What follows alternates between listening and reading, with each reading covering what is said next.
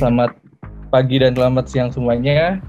Perkenalkan saya Muhammad Ghazali Salim, tapi lebih akrab disapanya Egin gitu.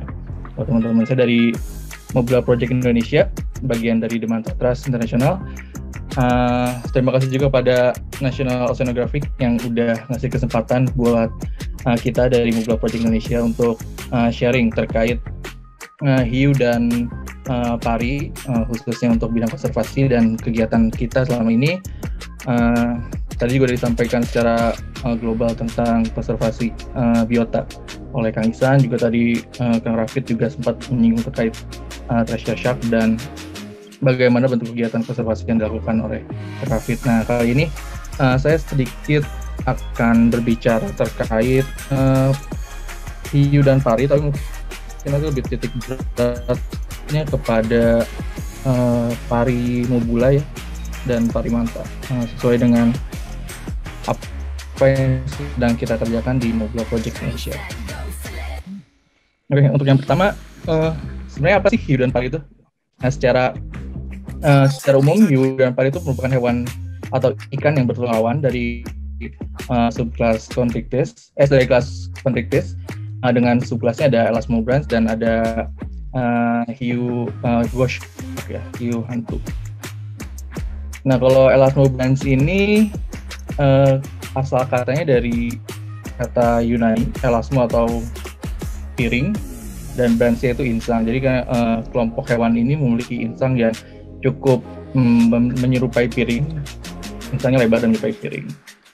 Dan kalau boleh ditulis di komen atau di chat kalau teman-teman tahu perbedaan mendasar dari hiu dan pari, boleh di chat. Mungkin tadi udah dibahas sedikit sama Kang Izat ya terkait perbedaan hiu dan pari, tapi boleh ada yang bisa menyebutkan perbedaan mendasar hiu dan pari, perbedaan yang paling mendasar antara hiu dan pari. Oke, insang hiu mulut, otak insang ya. Ini karena semuanya gue udah cukup familiar dengan hiu dan pari ya, terima kasih semuanya. Ya, letak perbedaan yang paling mendasar itu ada di insangnya ya. Kalau misalnya tadi Kang Ijat juga sudah menyebutkan di awal opening tadi, kalau pari itu insangnya terletak di bagian ventral tubuhnya, sementara kalau hiu itu ada di sisi. Itu perbedaan paling mendasar antara hiu dan pari. Namun ada juga beberapa kelompok di kelompok Elasmobrans ini, seperti yang kita tahu sebagai Sketch. Nah, Sketch itu bentuknya menyerupai pari-parian sebenarnya, cuma perbedaan paling mendasarnya nanti kalau Sketch itu dia family-nya itu Regidae, dan dia tuh untuk siklus reproduksinya itu dia ovipar atau dia bertelur. Kalau seperti kita tahu, kalau hiu dan pari itu lebih ke vivipar atau dia melahirkan anak. Nah, untuk kondisi global berdasarkan data UCN, sudah ada 30% dari spesies hiu dan pari yang terancam. Dari 30% tersebut, ada sebenarnya 7 yang paling terancam. Itu kelompok-kelompok dari showfish, dari angel shark, dari wedgefish juga ada, terus dari treasure shark yang Kafit lagi kerjain juga, dari guitarfish, dan dari pari-pari dasar lainnya. Kita lanjut untuk ke perbedaan antara manta dan Mobula. Ini ada sedikit. Di Indonesia itu ada 2 jenis pari manta. Yang pertama pari manta karang dan yang kedua pari manta oceanik. Sedangkan untuk pari Mobulanya ditemui ada 5 spesies di Indonesia. Nah, untuk sekarang mereka nih pari manta dan pari Mobulanya udah dalam satu genus nih. Di Indonesia jadi Mobula. Jadi mungkin nggak ada lagi nanti namanya manta alfredi atau manta dirostris, tapi sekarang jadi Mobula. Ini jurnalnya baru keluar di tahun 2017-2018 terkait penamaan ini. Tapi untuk penyebutan keamanannya tetap di manta dan di pari Mobula. Nah, perbedaan yang paling mendasar dari manta dan Mobula terletak di mulutnya. Jadi ketika mulut manta itu bersifatnya terminal atau mulutnya itu berada di depan tubuh, sedangkan kalau Mobula mulutnya itu ventral atau di bawah tubuh. Nah, untuk teman-teman bisa di chat kalau tahu ini manta atau Mobula, dan kemudian kalau misalnya boleh tahu juga kalau spesiesnya, apakah ini Mobula Afridi, Mobula grossis, atau Mobula mobular?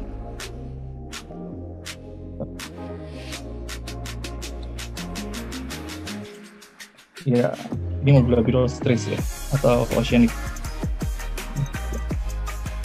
manta. Nah, selanjutnya ini ada contoh dari Mobula lainnya.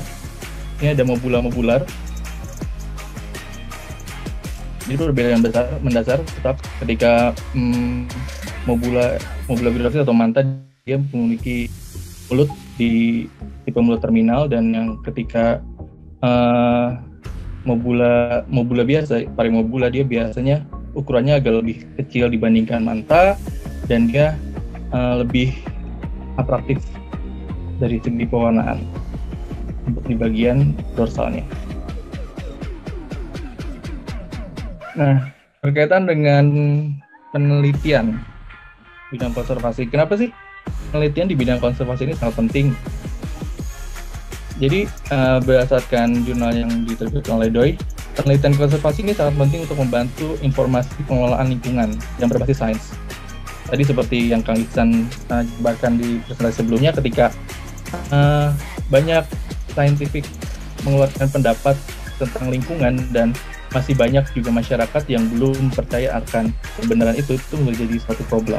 Sehingga perlu adanya penelitian yang sangat terus-menerus di bidang konservasi untuk membuktikan bahwa benar loh apa yang terjadi di alam ini, dan itu akan menjadi dasar yang penting untuk kita melakukan konservasi, yaitu sebuah penelitian. Jadi kegiatan konservasi itu biasanya diinisiasi atau terjadi ketika sadar nih bahwa ada satu sumber daya atau beberapa sumber daya yang sudah berkurang atau sudah rusak. Nah, kita tahu sumber daya itu rusak atau berkurang salah satunya melalui penelitian.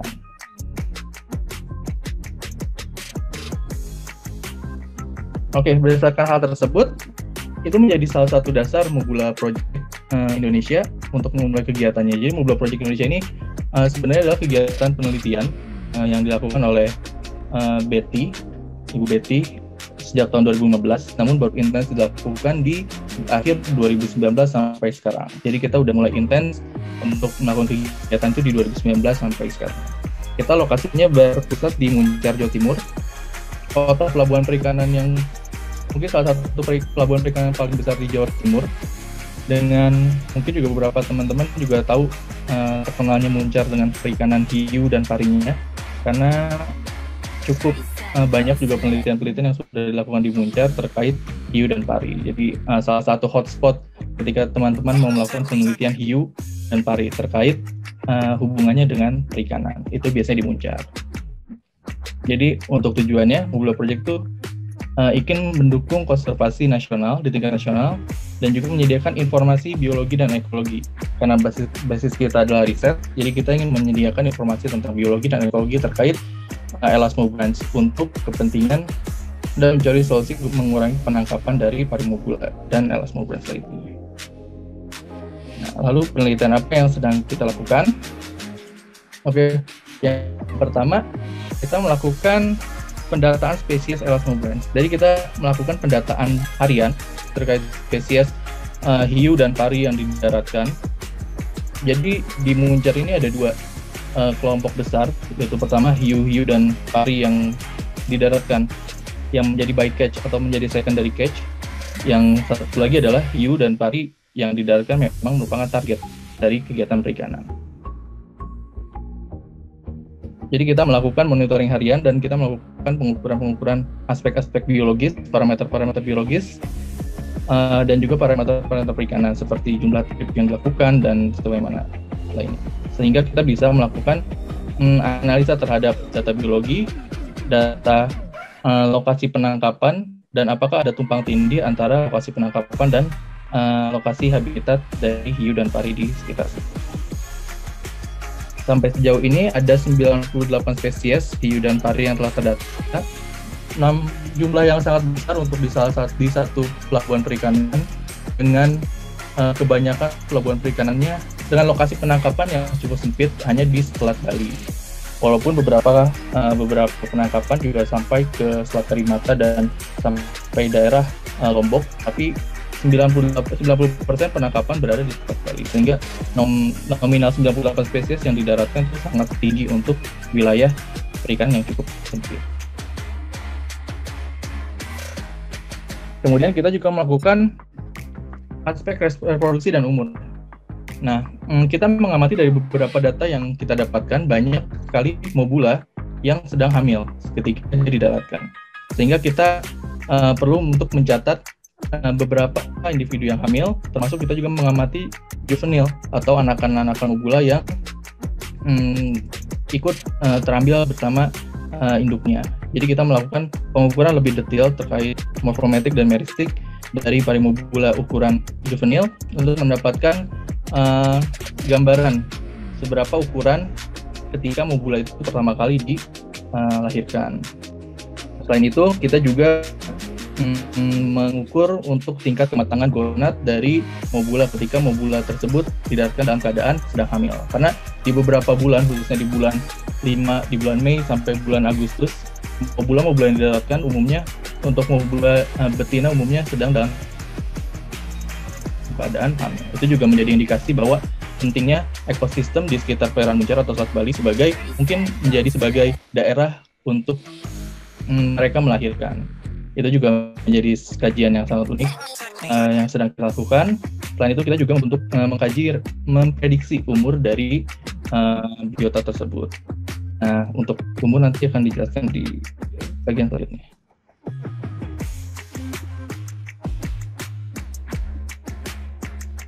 Nah, ini sebagai mobula di Muncar ini cukup unik.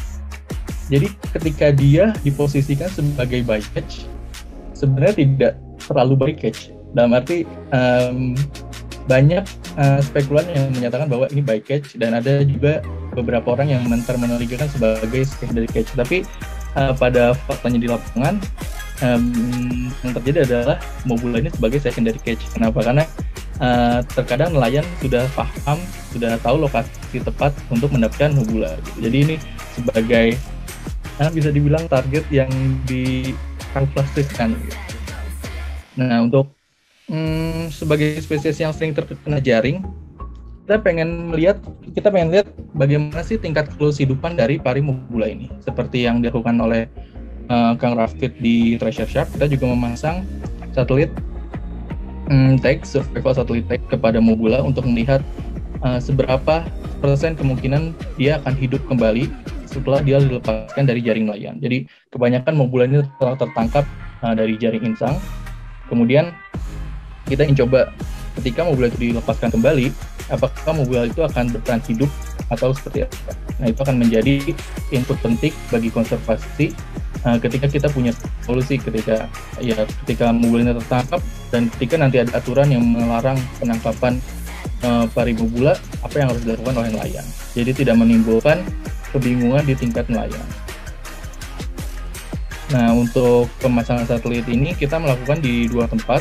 Yang pertama di Muncar untuk spesifik ke mobula, dan yang kedua di Forest Timur untuk mantan. Ini merupakan satelit teks yang kita gunakan. Kita pasang satelit teks ini di tubuh mobula, dan satelit teks ini akan merekam sekitar 2 bulan lamanya sebelum dia pop up dan dia mengirimkan data untuk kita analisis lebih lanjut.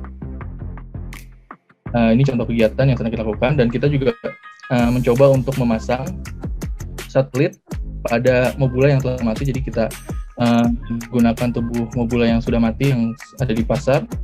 Kita meminta izin untuk menggunakannya sebagai latihan, di mana alat itu harus terpasang. Kita juga dibantu oleh Mas Iqbal Herwata untuk mengawasi dan menjadi supervisi kami untuk bagaimana cara melakukan teks yang baik dan benar. Nah, selain itu terkait konservasi, kita juga nggak bisa menyepelekan masyarakat nelayan, karena ketika kita bicara tentang konservasi perikanan, kita berbicara dengan makhluk yang paling kompleks di dunia, yaitu kita sebagai manusia.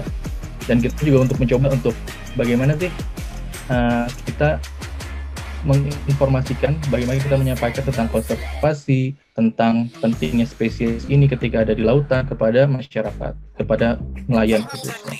Jadi ini merupakan salah satu langkah konservasi bottom up. Jadi kita mulai untuk membentuk inisiatif masyarakat dan masyarakat nelayan terkait bagaimana hewan ini pentingnya di lautan. Jadi kita lebih mengamati dalam terkait kegiatan penangkapan mereka. Kita lakukan analisa sosial ekonomi karena pastinya akan berhubungan dengan ekonomi dan sosial, terutama dengan masalah penangkapan, karena di Muncar sendiri ketika ketika nelayan mendapatkan satu mobula dengan ukuran 60 kilo atau 70 kilo itu sudah cukup menguntungkan bagi kegiatan perikanan yang mereka itu pada hari itu. Dan kita juga ingin tahu lebih dalam bagaimana solusi alternatif ketika nanti misalkan mereka tidak lagi menangkap mobula, dan bagaimana langkah yang bisa mereka lakukan ketika ada mobula yang terjerat oleh jaring mereka. Kita lakukan langkah-langkah persuasif untuk menimbulkan kesadaran dan untuk meningkatkan inisiatif nelayan untuk turut aktif mendukung langkah konservasi. Dan sejauh ini kita sudah melakukan langkah-langkah tersebut kepada kelompok nelayan, dan sudah ada beberapa nelayan yang sudah menjadi mitra kita, terutama untuk membantu kita memasangkan satelit, dan sudah aktif untuk memberi tahu bahwa hari ini mereka mendapatkan mobula atau hari ini mereka tidak mendapatkan mobula, dan itu merupakan langkah yang bagus dan indikator yang bagus karena nelayan sudah mulai aktif dan berinisiatif untuk melaporkan setiap adanya kejadian penangkapan mobula di wilayah tersebut.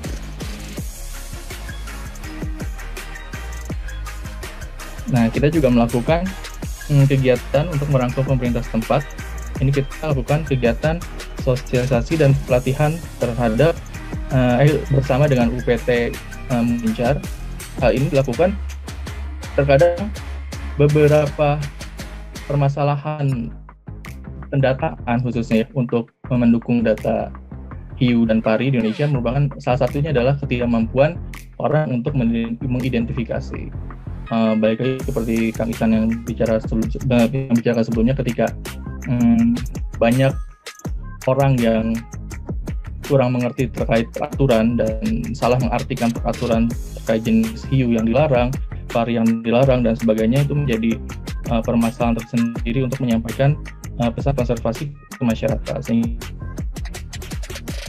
banyak nelayan yang takut dan sebagainya.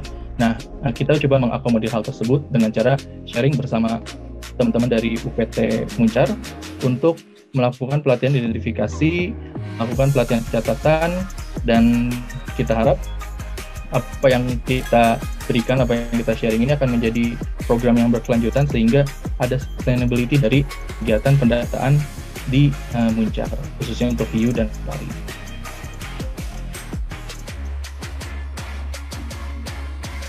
Nah, secara penelitian kita melakukan kolaborasi bersama LIPI sebagai pihak otoritas keilmuan di Indonesia. Semua data dan kegiatan penelitian kita disupervisi oleh LIPI. Jadi semua data yang kita kumpulkan, semua analisa yang kita lakukan, kita bekerjasama dengan LIPI. Untuk data pendaratan dan data lainnya, kita juga berkoordinasi dengan LIPI untuk menjadikan data tersebut satu data yang lebih powerful untuk digunakan dalam pengelolaan hiu dan pari. Salah satunya kita melakukan analisa untuk DNA dan umur bersama-sama di LIPI. Jadi kita melakukan dugaan umur untuk pari mobula yang cukup unik di sini. Pari mobula ini punya salah satu fitur untuk memprediksi umur mereka dari tulang ekor. Jadi dari tulang belakang mereka, tulang ekor khususnya, kita dapat memprediksi umur mobula dari kalau misalnya kita tahu di pohon itu kita tahu lingkaran umur dari kambium pohon, di mobula juga kita sama bisa mendapatkan prediksi umur dari lingkaran seperti itu. Beberapa spesies mungkin bisa mengambil contoh di tulang otolit, tapi untuk di mobula kita mengambil contoh tulang ekor untuk memprediksi umur. Ini prediksi umurnya cukup penting terkait dengan ukuran yang menangkap mobula yang tertangkap dengan ukuran bervariasi, kita bisa memprediksi umur ketika mereka memang tertangkap. Dan itu akan menjadi dasar yang sangat penting dalam peraturan selanjutnya, apabila nanti ada peraturan yang membatasi tentang penangkapan ataupun peraturan-peraturan lain yang menyertainya. Ini sebagai contohnya, kita melakukan sectioning tipis terhadap tulang ekor, dan kita akan mendapatkan seperti lingkaran tahunan seperti ada band atau garis terang dan garis gelap di ekornya mobula, dan kita akan memprediksi seberapa umur mereka. Dan ini yang terakhir mungkin ada satu perbedaan mendasar antara manta dan mobula dari segi regulasi. Tadi Kang Isan sudah sempat bahas, untuk manta mungkin sudah ada peraturan perlindungan penuh dari pemerintah Indonesia, dari Permen KP 2014, sedangkan mobula belum ada. Kalau secara CITES sama-sama dilindungi dan masuk dalam Appendix 2, dan secara terancaman di lingkungan atau di lautan, mereka sama-sama terancam dari kegiatan bycatch maupun target fishing. Apa yang terjadi ketika sudah ada pelindungan penuh seperti manta, itu akan lebih mudah untuk mengakomodir pelindungannya, seperti dibuatkan kawasan perlindungan dan lain-lain. Tapi untuk mobula, karena belum ada pelindungan penuh dari pemerintah Indonesia, sehingga langkah konservasi ini masih terus kita dorong untuk memberi pengetahuan atau menyadarkan pengetahuan terkait pentingnya mobula dan kondisi mobula saat ini, karena 3 spesies mobula berdasarkan IUCN Red List sudah memasuki fase endangered atau terancam, dan 2 spesies manta juga salah satunya sudah terancam, dan yang satu lagi sudah memasuki kategori rentan. Jadi ada 2 spesies mirip, look like spesies antara mobula dan manta, tapi dengan 2 peraturan yang berbeda. Tapi secara ekologis dan secara habitat mereka sebenarnya sama-sama tertekan dari kegiatan perikanan, dan masih memungkinkan adanya kepunahan dari spesies tersebut. Yang mungkin itu yang bisa saya sampaikan.